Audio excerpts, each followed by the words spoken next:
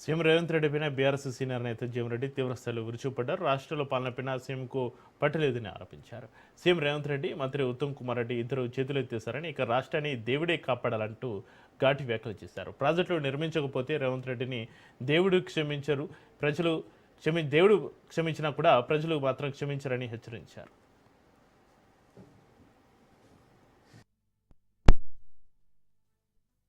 నీకు ఫైనాన్స్ చేయాలన్నా కానీ అనుమతులన్నీ పరిశీలించిన తర్వాతనే నేను ఫండ్ చేస్తాను. ఇప్పుడు అప్పియాలని చెప్పంటే ఓ ఇల్లు కట్టుకోవాలంటే అప్పించాడు బ్యాంక్ వాడు ఏం చేస్తాడు, ఆ ఇంటి అనుమతులు అన్ని సక్రమంగా ఉన్నాయో లేవని చూస్తారా చూడడే.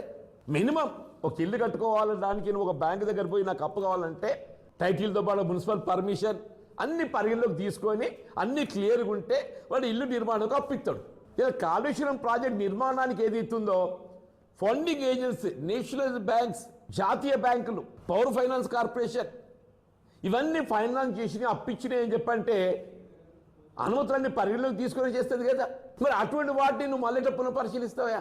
మరి ఎప్పుడైతే పునఃపరిశీలింపజేస్తాను నీకు ఏదైతే నీకు రేపు రాబోయే 18th Godavari river management board meeting which is to be held on 18th of August again, నువ్వు ఇమీడియట్గా సిఆర్ పార్టీ దృష్టికి తీసుకెళ్ళి మా తెలంగాణ హక్కులను కాజేసే కుట్రలు కొనసాగుతున్నాయి, ఈ ఎజెండా ఏదైతుందో రద్దు చేపియండి, ఈ ఎజెండాలకు వెళ్ళి వీడిని తొలగింపచేయండి. మినిమం రేవంత్ రెడ్డి ఏదైతుందో నీ బాధ్యత కాదే. నీకు చంద్రబాబు నాయుడు మీద ఎంత గురుభక్తి ఉన్నా కానీ, రేవంత్ రెడ్డి గారికి చంద్రబాబు నాయుడు గారి పట్ల ఎంత గురుభక్తి ఉన్నా కానీ తెలంగాణ ప్రజల హక్కులు ప్రధానమా నీకు చంద్రబాబు నాయుడు పట్ల గురుభక్తి